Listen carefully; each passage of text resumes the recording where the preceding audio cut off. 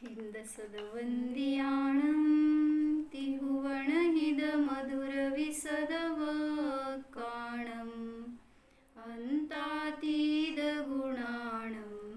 नमोजिनाणं जिदभवाणं।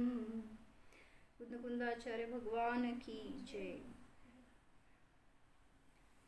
पंचास्तिकाय संग्रहमध्ये गाथा नंबर 85 सुरू करायची आहे। 84 मध्ये काय 4 लक्षणं सांगितली सांगा। 85 घेतली होती का आपण? नाही, 84 घेतली, त्याच्यामध्ये 4 विशेषणं दिली। 4 विशेषणं धर्मद्रव्याची काय काय दिली सांगा।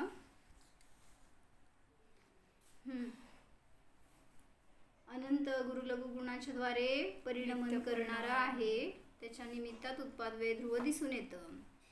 नित्य आहे कारण स्वभावापासून धर्मद्रव्य नित्य आहे कारण स्वभावापासून अप्रच्यवनात स्वभावापासून च्युत होत नसल्यामुळे। तिसरं, कारण धर्मद्रव्य कारणभूत आहे किंवा कारण स्वरूप आहे का गतिपरिणत जीवपुद्गलांना गमनामध्ये सहाय्यक असल्यामुळे। आणि धर्मद्रव्य काय आहे शेवटचं लक्षण, स्वयं अकार्य स्वरूप आहे का स्व अस्तित्व मात्र निर्वृत्तत्वात। असे ते हेतू आहेत ना, एक एक हेतू आपल्यावर लावायसारखे असते। मागं सांगितलं होतं ना। नाही, आता एक शब्द आहे आपलं ते स्वरूप अस्तित्वाने निर्वृत्त असल्यामुळे, अस्तित्वाने रचित असल्यामुळे। आता मध्ये सांगितलं होतं की अष्टसहस्त्रीमध्ये पण त्यांनी असे एक एक हेतू घेतलेत ना, त्या हेतूंच्यावरून आपल्या स्वरूपाची सिद्धी होती। त्यांनी तिथं अनुमानातून वगैरे सगळं दाखवलंय सिद्ध करून सर्वज्ञांची वगैरे, पण ते सगळ्या हेतूतून आपण आपल्या स्वभावाकडे जाऊ शकतो, एवढे सुंदर हेतू आहेत एक। म्हणून तसंच इथं प्रत्येक हेतू आपल्याला स्वभाव दाखवतो। मग इथं पण सांगतायत काय, धर्मद्रव्य अकार्य स्वरूप आहे कारण ते अस्तित्वानेच रचलेलं असल्यामुळे त्याच्या रचनेमध्ये अन्य कोणीही सहाय्यक नाही किंवा अन्य कोणीही तिथं कारणरूप नाही। तर इथं ते 4 लक्षणं सांगून झाली होती। काल काय विषय घेत होतो का आपण, झालं होतं ना कालचा विषय सगळं।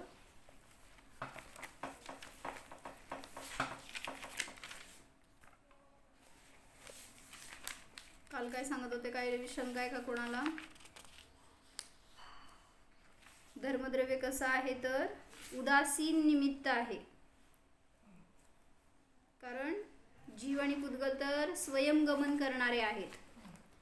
यह धर्मद्रव्य जीव और पुद्गल को जबरदस्ती चलाता नहीं है, फिर भी गति क्रिया में परिणमते हुए जीव पुद्गल की गति में सहकारी कारण हो जाया करता है। यह जीव पुद्गल की गति क्रिया का तो कारण है, गति क्रिया का तो कारण है, पर स्वयं कार्य रूप है, वह स्वयं गमन करने वाला नहीं है। म्हणजे धर्मद्रव्य आहे ते स्थिर आहे आणि जे गमन करणारे आहेत त्यांना मदत करणारा आहे। जैसे सिद्ध भगवान तो शुद्ध अस्तित्व से निष्पन्न होने के कारण वे अकार्य है, त्यांना कोणीही बनवलेलं नाही। तुमच्या स्वभावाला कोण बनवलं। म्हणजे कुठल्याही द्रव्याचा स्वभाव असो तो अकार्य स्वरूपच आहे।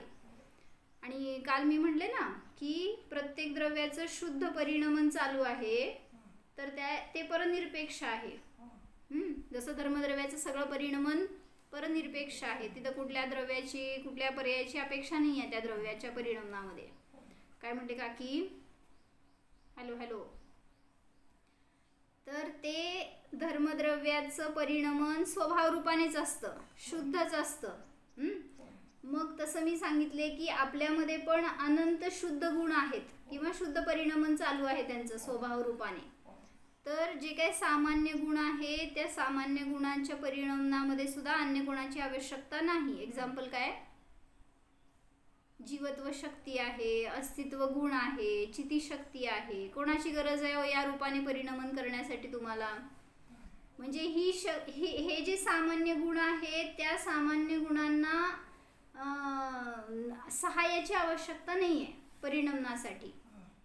मग जे विशेष गुण आहेत द्रव्याचे विशेष गुण सांगा त्याला, त्याच्या परिणमनामध्ये नाही लागत। आता सुद्धा हा स्वभावच आहे ना. असू दे की, पण आता विशेष गुणामध्ये आता ज्ञान गुण आहे, मग माझ्या ज्ञानावर आवरण होतं, मग हे उपदेशाच्या निमित्तात माझ्या ज्ञानात उघाड झाला. त्याला सांगितलं तर निमित्त नैमित्तिक संबंध. हा, मग तिथं काय सांगितलं, विशेष गुणाचं सुद्धा जे स्वभावरूप परिणमन आहे ना, स्वभावरूप सुद्धा सांगितलं तर मग आता विभव काय करणार. हा तेच ना, जे विशेष गुण आहे त्यांच्या स्वभाव परिणमनामध्ये कोणाची आवश्यकता नाही आहे, पण जे विशेष परिणमन आहे त्याच्यामध्ये कदाचित कोणी निमित्त असेल. हा. तू कार्य ते स्वतःच करते. हा बरोबर. म्हणजे निमित्ताची अपेक्षा लावायची तिथं कुठं, विशेष गुणाच्या विभाव परिणमनामध्ये. म्हणजे स्वभाव परिणमन आहे ते तर स्वाभाविक आहे. जसं अस्तित्व गुण आहे त्याच्या परिणमनामध्ये निमित्त कोण आहे बाहेर, कोणच नाही. म्हणजे सामान्य गुणांचं परिणमन कुठल्या निमित्ताची अपेक्षा करत नाही, पण विभाव परिणमनाच विशेष गुणांच्या विभाव परिणमनामध्ये कदाचित अपेक्षा लागेल कोणाची, म्हणजे निमित्त रूपाने. बरोबर. जर तिथं परनिरपेक्ष मानलं ते पण, तर ते विशेष गुणांचं परिणमन सुद्धा स्वभावरूप म्हणावं लागेल. काय कळलं, कळलं का नाही कळलं? सामान्य काय विशेष काय, प्रीतीभाभी बोला, मी काय सांगितले.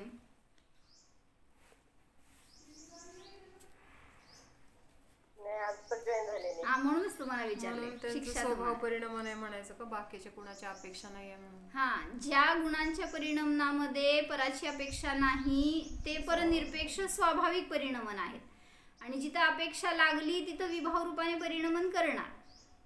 जर तिथं पण अपेक्षा नाही आहे असं म्हणलं तर ते सुद्धा स्वभाव परिणमन म्हणावं लागेल. विशेष गुणांचं परिणमन, आता जसं म्हटलं की ज्ञान गुण आहे, आता जेव्हा केवळ ज्ञान प्रगट झालं त्यावेळेस तिथं गुणाची अपेक्षा आहे, मग त्यामुळं परनिरपेक्ष जे काय त्या गुणाचं परिणमन झालं ते स्वाभाविकच असणार. समजते का मी काय म्हणले? विशेष गुणांच्या स्वाभाविक परिणमनामध्ये सुद्धा पराची अपेक्षा नसते, कुठल्याही द्रव्याचे कुठलेही गुण असू देत ते, मग स्वभाव रूपाने घ्यायचं तिथं. हा, जे विशेष गुणांचं स्वभाव परिणमन आहे ते पण परनिरपेक्ष आहे, पण जिथं पराची अपेक्षा आली तिथं विभाव परिणमन असणार. काय म्हणताय, डाऊट? केवळ ज्ञानासाठी निमित्त नाही तर कर्माचं आहे ना, बाह्य म्हणजे कर्माचा अभाव निमित्त नाही का? केवळ ज्ञान, आता केवळ ज्ञान रूपाने परिणमन करण्यासाठी केवळ ज्ञान रूपाने परिणमन एकदा झाल्यावरती, प्रगट झाल्यावरती. हा, म्हणजे आता स्वभाव झालं ना, मग आता त्या गुणाचं परिणमन जे पण होणार तिथं अपेक्षा नाही आहे कोणाची. कोणी सहाय्यक पाहिजे, कोणी त्याचा उघाड करायला पाहिजे, कोणी त्याला काहीतरी मदत करायला पाहिजे, काहीच अपेक्षा नाही. तर काय सांगितलं, जीव आणि पुद्गल असो किंवा धर्मधर्म आकाश काल असो, सगळे द्रव्य स्वभावाने अकार्यरूप आहेत का, स्वरूप अस्तित्वाने निष्पन्न असल्यामुळे त्यांचं अस्तित्व त्यांच्याद्वारेच रचलं गेलेलं आहे, अन्य के द्वारा किए गए नहीं है. अतः किसी समय इस धर्मद्रव्य को किया गया नहीं है. यह सनातन अपनी ही सत्ता से शुद्ध धर्मद्रव्य है. धर्मद्रव्य कधीपासून आहे, अनादीपासून आहे, त्यामुळे त्याला कोणी बनवलेलं नाही, ते त्याची सत्ता स्वभावानेच अनादिपासून शुद्ध आहे. जिसका निमित्त पाकर हम आप गति क्रिया में परिणत हुआ करते हैं. मग एक छान प्रश्न आला होता की त्यांनी काय सांगितलं, उत्तर द्या बरं का. जीव आणि पुद्गल गमन का करतात, त्याची उपादान शक्ती आहे क्रियावती शक्ती, बहिरंगामध्ये निमित्त धर्मद्रव्य आहे, बरोबर. तर लोकाकाशाच्या बाहेर का गमन करत नाही जीव पुद्गल, जर त्याच्यामध्ये शक्ती आहे तर निमित्ताचा अभाव, धर्मद्रव्याचा अभाव असल्यामुळे. आता मला सांगा की जीव पुद्गलामध्ये गमनाची शक्ती आहे, धर्मद्रव्य सहाय्यक आहे, पूर्ण लोकाकाशामध्ये धर्मद्रव्य व्याप्त आहे, मग मनुष्य अडीच द्वीपाच्या बाहेर का नाही जात? काय जयश्री काकी, जायचं का? तसं सिद्धांतच आहे. आता इथं काय बाधक आलं? उपादान आहे, निमित्त आहे, मग का नाही जात? योग्यता नाही. तशीच रचना आहे, लोकांची रचना अशीच आहे, त्याच्यामध्ये मनुष्य काही- तिकडे जाऊ शकत नाही असा नियमच आहे ना. तेच ना, मग का असं का? तुम्ही हेच कारण सांगताय ना, उपादान पाहिजे, निमित्त पाहिजे. मग आहे ना उपादान आणि निमित्त, मग सगळीकडे जाऊ दे 3 लोकांमध्ये.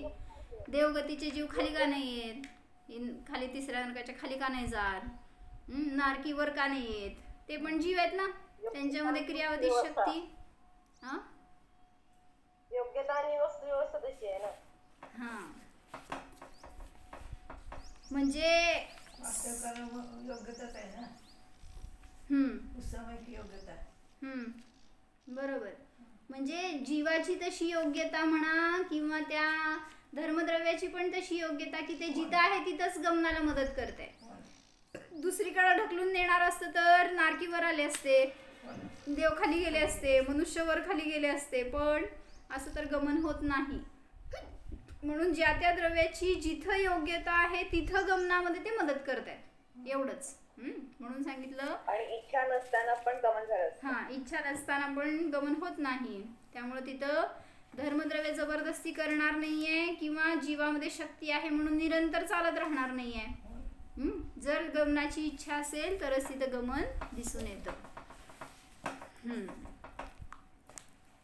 असं वाटायला धर्मद्रव्य आपल्या घरात आलंय आता. म्हणजे आपल्या फॅमिलियर झालं फार आता असं. धर्मद्रव्याबद्दल विशेष माहिती काय आपल्याला जी नव्हती ती सगळी कुंद आचार्यांनी सांगितली. आता उद्या तुम्हाला घरचा अभ्यास आहे एक. काय द्रव्य संग्रहाच्या कुठल्या गाथेमध्ये सांगितले धर्मद्रव्याचं वर्णन? म्हणा गाथा. अनिता काकी गायब झालाय. धर्मद्रव्याची 16वी गाथा आहे. 16वी का 17वी आहे द्रव्य संग्रहाची? किती वेळ? 17वी असेल बहुतेक. मग 17 का 18 काहीतरी. 17वी गाथा धर्मद्रव्याची आहे, 18वी अधर्मद्रव्याची आहे. म्हणा.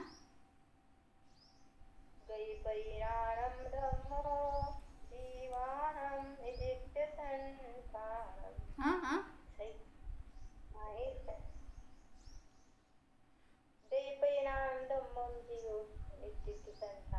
काय काय तुम्ही 2-3 गाथा मिसळायला लागलाय काय? बरं असं ते चालतंय. मी उद्या अभ्यास करायला सांगते, करून या. त्याच्यामध्ये पण धर्मद्रव्याबद्दल सगळं विशेष माहिती सांगितलेली आहे, ती आपण उद्या वाचू. तर आता 85 का हा तुम्ही काढलाच, मला वाटलंच. उद्यापर्यंत थांबणार आहे थोडी. 17 नंबर. उद्याचं कोणाचा भरोसा आहे दीदी? होय बरोबर, माझा आहे. मी आहे. गई परिणयान धम्मो पुगल जीवान गमन सयारी तोयम जहमच्छाणम अच्छंताणे वसोणी. म्हणजे काय सांगितलं? गती परिणत असणाऱ्या जीव पुद्गलांना धर्मद्रव्य गै परिणयान धम्मो पुगल जीवाण गमन सहयारी, गमनामध्ये सहकारी आहे. गती परिणत असणाऱ्या जीव पुद्गलांना गमनामध्ये सहकारी आहे. मग त्याला उदाहरण दिलं, तोयम जहमच्छाणम. तोय म्हणजे पाणी. जसं माशाला पाणी हे गमनामध्ये मदत करतं. अच्छंताणे व सोने, जे कोणी थांबलेले आहेत त्यांना जबरदस्ती नेणारं धर्मद्रव्य नसतं. त्याची टीका आपण उद्या वाचू. असेल पुस्तक तर उद्या घेऊन बसा जवळ, मला आठवण करावं घेऊन यायचं. 85 गाथा घेऊ आपण आता. त्याच्यामध्ये आता दृष्टांतपूर्वक सांगतायत. हेच जे फॅमिलियर आपल्याला आहे की पाणी माशाला मदत करतं, हेच त्यांनी गाथेमध्ये दृष्टांत घेऊन सांगायले. उदयम जहमच्छाणम गमनानुगहकरम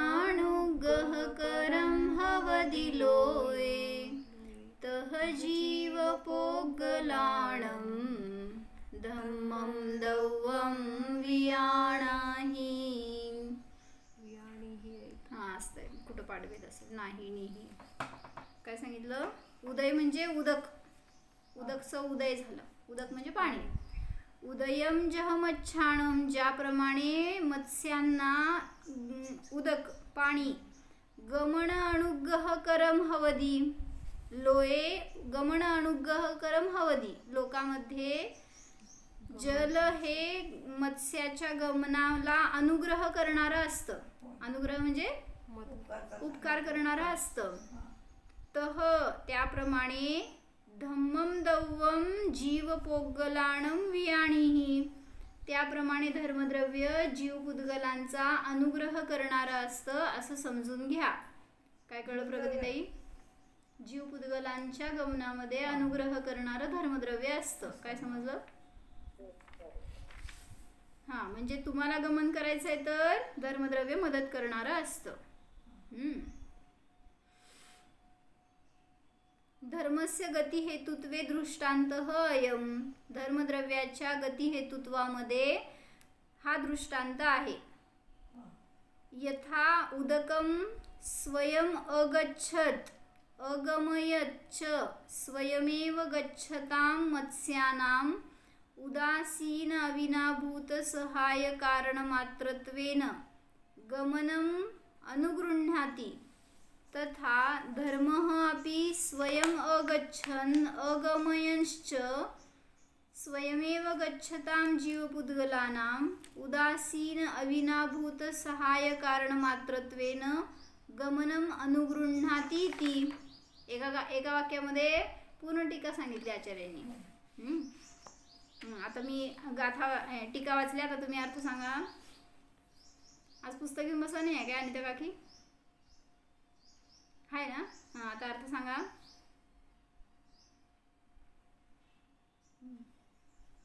टीकेचा अर्थ आता मी वाचले म्हणल्या पुढचं काम तुमचं काम मी केलंय.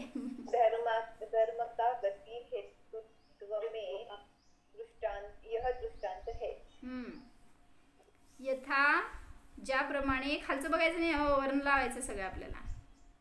नहीं, जैसे उदक स्वयं जाते हुए अगच्छन स्वयं अगच्छत नहीं जाते हुए.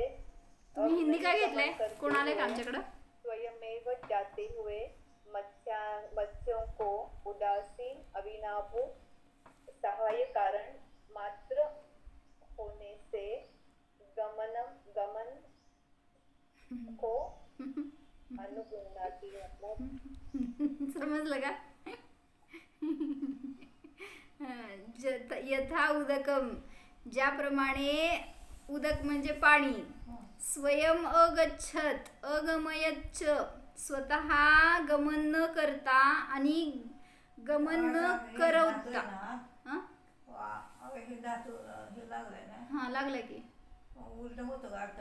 हा, गमयती म्हणजे गमन करणे, अगमयत म्हणजे न गमन करणे. जसं भाव आणि अभाव, अभाव म्हणजे नाही, मग तसं गमयती म्हणलं तर गमन करतो. हा, असं दे की, मग त्याला पण लागणार की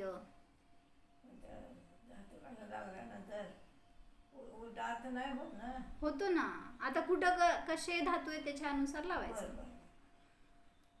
हा, तर काय सांगाले, ज्याप्रमाणे उदक म्हणजे पाणी स्वयं गमन करत नाही आणि अगच्छत आणि अगमयत दोन शब्द का वापरले? स्वतः गमन करत नाही आणि करवत नाही असं लावायचं. अगमयत म्हणजे दुसऱ्याला सुद्धा गमन करवत नाही.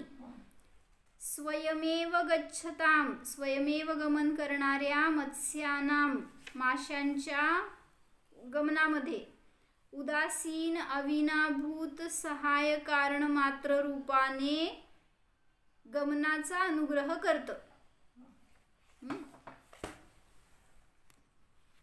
काय वाचलं आपण? की ज्याप्रमाणे पाणी हे स्वयं गमन न करता, स्वयं गमन करत नाही आणि अगमयत म्हणजे दुसऱ्याला गमन करवतही नाही, तर काय करतं? स्वयमेव गच्छताम, स्वयमेव गमन करणाऱ्या माशांच्या गमनामध्ये किंवा माशांना उदासीन अविनाभूत असे सगळे शब्द एका अर्थवाची घेतलेत बरं का. उदासीन रूपाने, अविनाभूत रूपाने, सहाय्यक रूपाने, कारण मात्र रूपाने मदत करतं. अनुगृह्णाती म्हणजे ग्रहण करतं, केलं याचं. तर गमनाला उपकारक असतं. तर हे जलाचं उदाहरण देऊन सांगितलं. तथा त्याप्रमाणे धर्मः अपि धर्मद्रव्य सुद्धा स्वयं अगच्छन स्वतः गमन करत नाही, अगमयंच आणि पराला गमन करवतही नाही. मग काय करतं? जीव स्वयमेव गच्छताम जीव पुद्गलानां, स्वयमेव गमन करणाऱ्या जीव पुद्गलांना उदासीन अविनाभूत सहाय्य कारण मात्र रूपाने गमनाला अनुग्रह करतं. म्हणजे उपकारक आहे. म्हणजे सेम उदाहरण आपल्याला समजण्यासाठी सांगितलं की माशा सुद्धा त्या पाण्याच्या बाहेर गमन करत नाही, तसंच जीव सुद्धा धर्मद्रव्याच्या बाहेर गमन करत नाही. मासा एखाद्या वेळेस पाण्याच्या बाहेर काढता येईल, पण धर्मद्रव्य जीव पुद्गल धर्मद्रव्याच्या बाहेर काढता येत नाही. जिथं जिथं जीव पुद्गल आहे तिथं तिथं धर्मद्रव्य आहे, जिथं जिथं धर्मद्रव्य आहे तिथं तिथं कसं आहेत, सगळीकडे व्यापलेलंच आहे. शंका नाही ना? हां, कारण जिथं धर्मद्रव्य 6 द्रव्य तिथंच लोक म्हणतोय आपण. त्यामुळे धर्मद्रव्य आहेच असं नाही होणार की तिथं धर्मद्रव्य आणि जीव पुद्गल नाहीत. अनुग्रह करतं म्हणजे काय? गमनात उदासीन अविनाभावी सहाय्यरूप निमित्त मात्र असणे.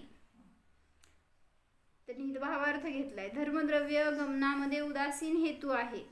जसे सिद्ध भगवान कुणास मुक्ती देत नाहीत, उदासीन आहेत. सिद्ध भगवान तुमच्या मुक्तिगमनामध्ये उदासीन कारण आहेत, परंतु सिद्धांच्या गुणांच्या अनुरागाने परिणत जीवांना सिद्धी प्राप्त करण्यात उदासीन सहकारी कारण म्हणले जातात.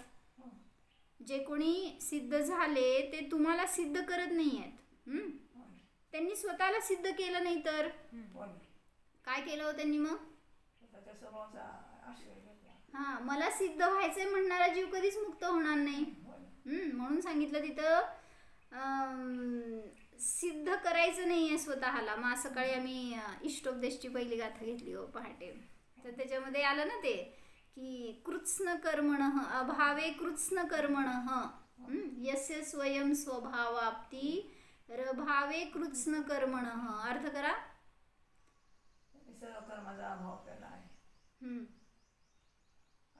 अभाव केला आहे असं म्हणायचं. काय करायचं? ज्यांनी स्वयं स्वभावाला प्राप्त केला आहे त्यांच्या संपूर्ण कर्मांचा अभाव झाला. म्हणजे तिथं मला तेच सांगायचं होतं त्यांना की मला कर्मांचा अभाव करत बसायचा नाहीये. एक कर्म टाकलं, दुसरं कर्म बाहेर टाकलं, सगळे थोडे थोडे करून टाकले, कधी जाणार आहे तो? मग त्यांना तसं उदाहरण दिलं मी. आपल्याला अंधार घालवायचा आहे मावशी, कसं घालवायचा? थोडं थोडा अंधार गोळा करायचा आणि बाहेर टाकायचा. गेला की नाही अंधार? हो म्हणते. कसं घालवायचा अंधार? लाईट लावलं की अंधार गेला. मग तसं तुम्हाला त्या अंधाराला घालवत बसायची गरज नाही आहे. तसं आपल्या कर्मांना, आपल्या दुःखाला, आपल्या संकटांना दूर करत बसायची गरज नाही आहे. तुम्हाला काय करायचं आहे हो? पुरुषार्थ आपल्या स्वतःमध्ये करायचा आहे, बाहेर नाही आहे. कर्मात तुम्ही काय करू शकत नाही. म्हणून ते वाक्य असं वाचायचं, यस्य स्वयं स्वभावाप्ती, ज्यांनी स्वभावाला प्राप्त केलेला आहे त्यांच्या संपूर्ण कर्मांचा अभाव होऊन जातो किंवा झाला आहे. स्वभावाची प्राप्तीचा पुरुषार्थ मी केला, कर्मांच्या अभावाचं कार्य कर्मामध्ये झालेलं आहे.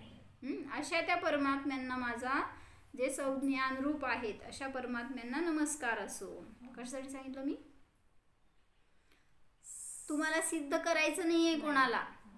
तुम्ही तर बनलेले सिद्ध आहात. फक्त त्या रूपाला जो जाणतो तो सिद्ध दशेला प्राप्त होतो, आणि ती दशा प्रगट झाली असताना बाहेर कर्म तुम्हाला अडथळा करू शकत नाही.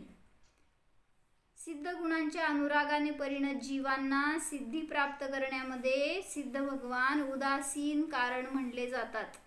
तद्वत धर्मद्रव्य स्वयं जात नाही व अन्य कुणास ढकलत नाही, परंतु स्वयं गमनशील जीव व पुद्गल यांना गमनामध्ये उदासीन सहकारी कारण आहे.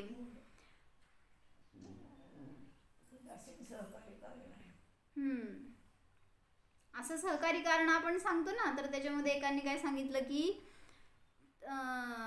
थंडीच्या दिवसात म्हणले पोरं अभ्यास करतात, तर ते अभ्यास करायसाठी त्यांना अग्नी हे सहकारी कारण आहे असं एका वक्त्याने सांगितलं बरं का. मग आम्ही विचारलं त्यांना की ती अग्नी त्यांना सायन्स शिकवती, मॅथ्स शिकवती का काय शिकवती हो म्हणजे शिकवणारी तर नाही आहे ती, पण तरी सहकारी का म्हणलं गेलं, त्याच्या निमित्तात त्यांना ऊब आहे आणि ते अभ्यास करू शकतात म्हणून काही कारणाने त्याला आपण सहाय्यक म्हणतोय. जसं रात्री जागणाऱ्याला चहा सहाय्यक म्हणतो म्हणतात बरं का, असं पितात का नाही माहीत नाही आपल्याला, पण असं धर्मद्रव्य सुद्धा सहाय्यक म्हटलं जातं. काय म्हणताय काका? हॅलो काका, काय बोलताय का? सरकारी कारण आहे ना, ते अग्नीपासून हे आहे ना बचाव. हां, अजून एक उदाहरण देताय का मला तुम्ही? त्यांनी जयसेनाचार्यांनी घेतलेत अजून 2 उदाहरणं. हे काय सांगितलं वाचते मी इथलं पूर्ण एकदा. स्वयंगमनशील जीव व पुद्गल यांना गमनामध्ये उदासीन सहकारी कारण आहे. ते गमन करतात तेव्हा आश्रय रूपाने धर्मद्रव्य असते, हा त्याचा अर्थ आहे. धर्मद्रव्य फक्त असते, ते काय गमन करवत नाही. धर्मद्रव्य आणि जीव पुद्गलाचा गती परिणाम यामध्ये अविनाभाव आहे. कशाला म्हणायचं अविनाभाव? ज्याच्याशिवाय ते नसतंच. अविनाभाव. कशाला म्हणलं? दोन निगेटिव्ह घेतले. अ म्हणजे नाही, विना म्हणजे नाही, भाव ज्याच्याशिवाय ज्याचा भाव नाही,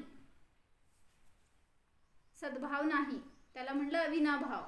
म्हणजेच धर्मद्रव्याशिवाय जीव पुद्गलाचं गमन नाही असं, म्हणून त्यांचा अविनाभाव आहे. म्हणजे जेथे जीव पुद्गलाचे गमन आहे तेथे धर्मद्रव्य आहे, आणि जेथे धर्मद्रव्य नाही तेथे जीव पुद्गलाचे गमन नाही. म्हणूनच त्यास अविनाभावपणाने निमित्त मात्र म्हटले आहे. जीव पुद्गल गमन करतील तर तेथे धर्मद्रव्य असतेच, म्हणून त्यांना धर्मद्रव्य उदासीन निमित्त आहे असे सांगितले. सगळ्याचा अर्थ समजून घ्यायचा. उदासीन म्हणजे काय, अविनाभूत म्हणजे काय, सहाय्यक म्हणजे काय, निमित्त मात्र म्हणजे काय. म्हणून बघितलं होतं आपण, माझ्या गमनामध्ये धर्मद्रव्य निमित्त आहे, कुठला नाही. हां, कुठला नाही हो. माझ्या गमनामध्ये धर्मद्रव्य निमित्त आहे, कुठला नाही. उपचारित असद्भूत. राणी ते बोल.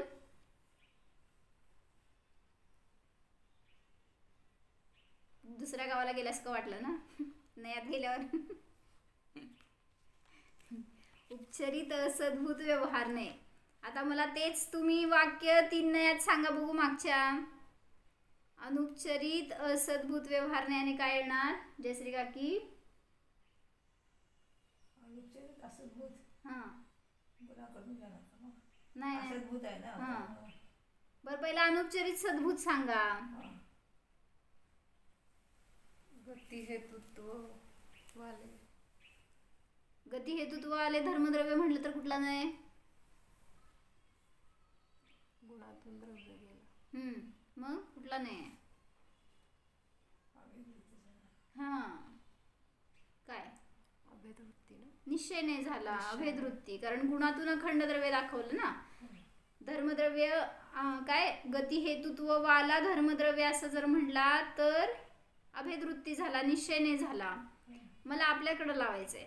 मी गमन केलं. आता ह्या वाक्यासाठी तुम्हाला 4 नयामध्ये लावायचंय तर काय काय लावणार, कसं लावणार? निश्चय नयाने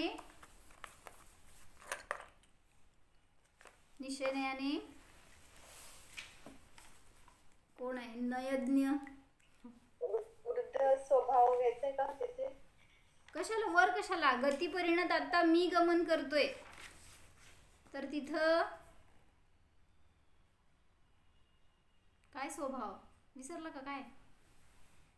जाणलेच म्हणायचं का? हा, आता त्यातनं सांग.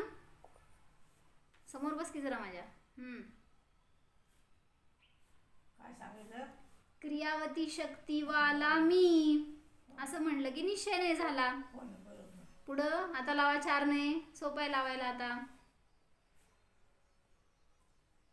अनुपचरित सद्भूत मध्ये काय येणार हो?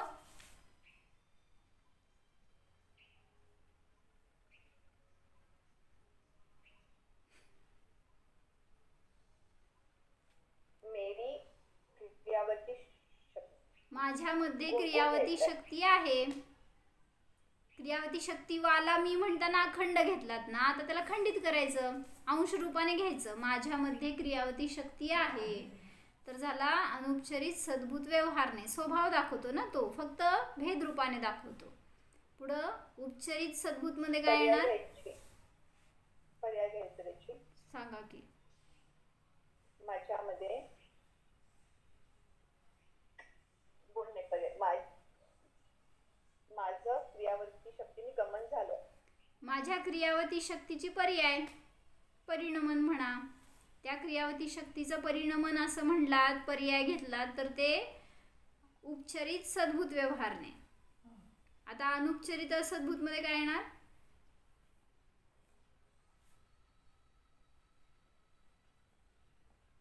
अनुपचरित असद्भूत व्यवहारने. मी धर्मद्रव्याच्या निमित्ताने गमन केले. चूक.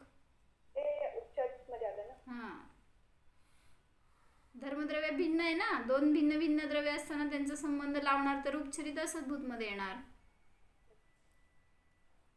अनुपचरित असद्भूत. आपका टाइम खत्म हो रहा है. Tick tick 1.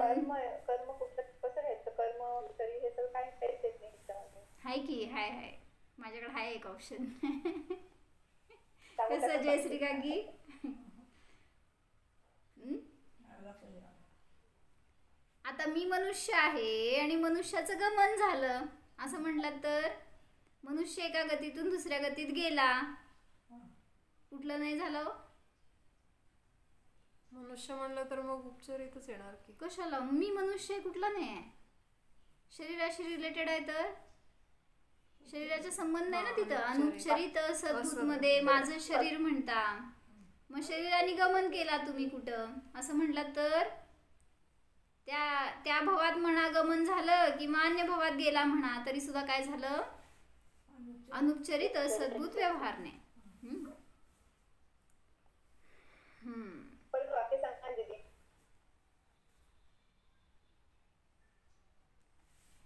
मी गमन केले. किंवा आता मी मनुष्य या रूपाने विचार केला आणि मी एका गावावरून दुसऱ्या गावाला गेले. तर मी मंदिरात गेले. तर शरीरासोबत गेलो म्हणून ते मी गमन केले पहिलं शब्द. मी गमन केले असं म्हणताना शरीर सकटच मी घेतलाय तुम्ही तिथं, म्हणूनच असद्भूत मध्ये आलाय. मग मी कुठेही गमन केलं तर तिथं ते येणार अनुपचरित असद्भूत व्यवहारने. काय फायदा हे चारी नाही समजून?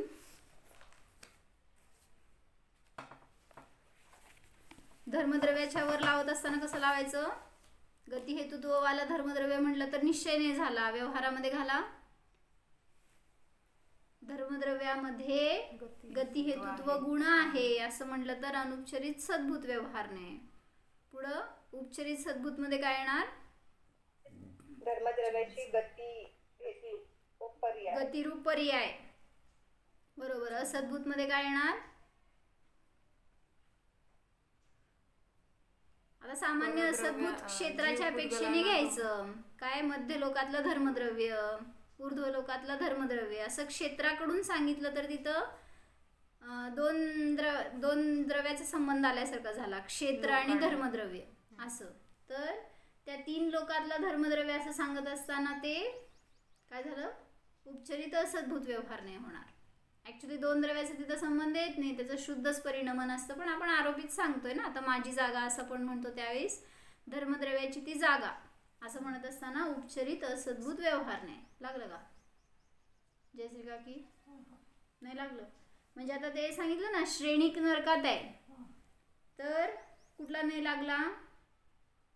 पहिल्या नरकातील श्रेणिक उपचरित असद्भूत सांगतो ना, कारण जीव त्या क्षेत्रात आहे तर त्याचा संबंध दाखवला. तर तसं धर्मद्रव्य आता तुम्हाला मध्य लोकात आहे, तुम्ही गमनामध्ये ते मदत करतंय, तिथलं धर्मद्रव्य मदत करतंय असं तुम्ही म्हणता.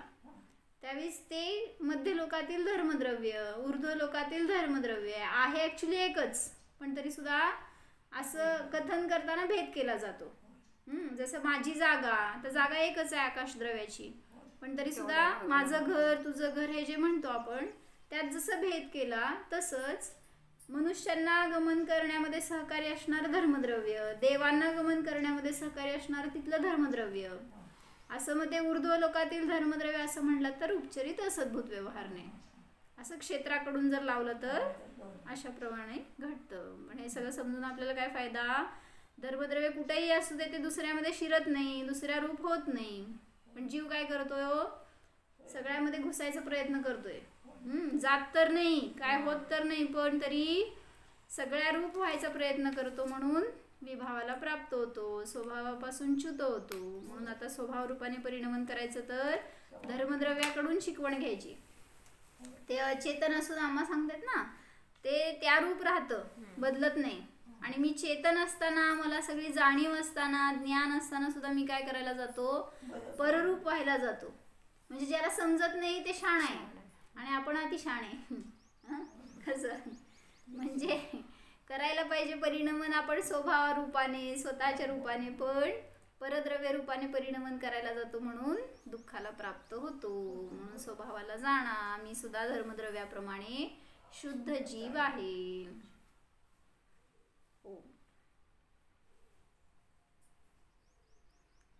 जाणा स्वतःच्या निश्चल स्वभावाला जाणा. गमन करणे हा माझा स्वभाव नाहीच, हा मी जीव स्थिर स्वभावी आहे. धर्मद्रव्याला मात्र जाणणाराच आहे.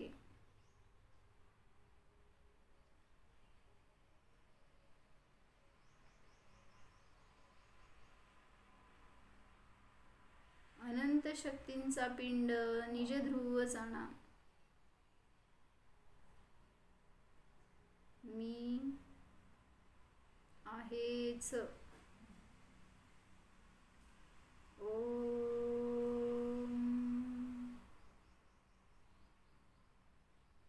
विसर्जन.